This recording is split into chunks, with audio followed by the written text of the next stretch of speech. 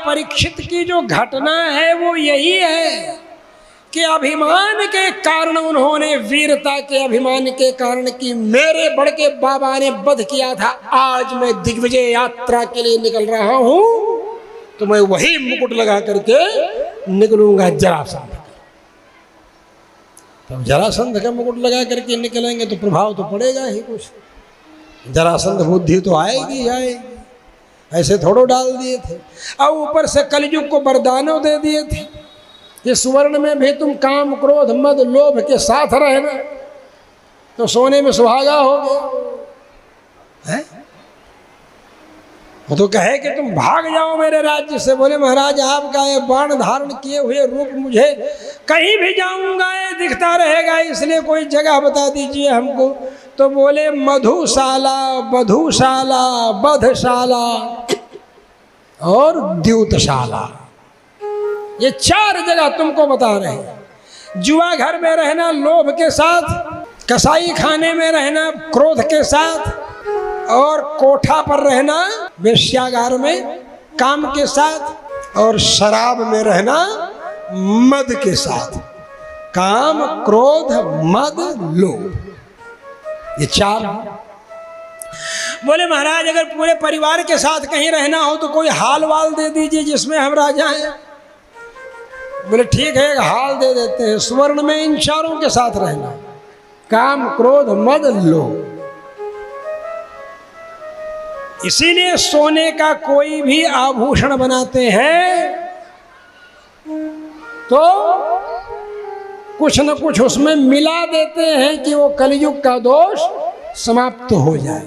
खोट कुछ कुछ बिना मिलाए हुए आभूषण बनेगा ही नहीं। 24 कैरेट स्वर्ण से कोई आभूषण नहीं बना सकते आप, मिलाना ही पड़ेगा उसमें। तो बंधुओं इसका भी प्रभाव पड़ गया।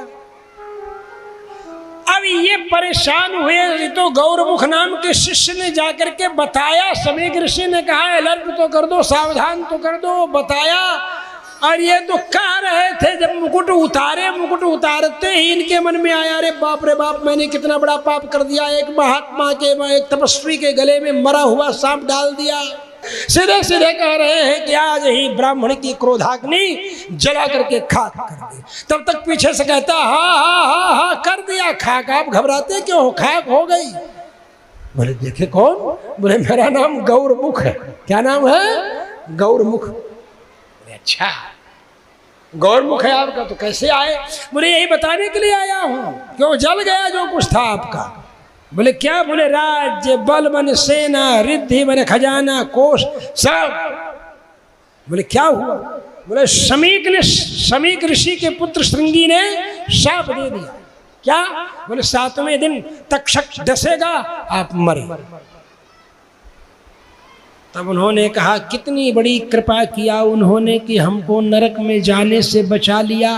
अगर वो शाप नहीं देते तो मैं नरक में जाता समीक ऋषि के गले में मरे हुए सांप को डालने के पाप के कारण। लेकिन उनकी कितनी बड़ी कृपा श्रृंगी ऋषि की कि उन्होंने हमको शाप दे करके बचा लिया नरक जाने से। ये है परीक्षित का अनुसंधान, ये परीक्षित का चिंतन। इसीलिए परम भक्त है परीक्षित।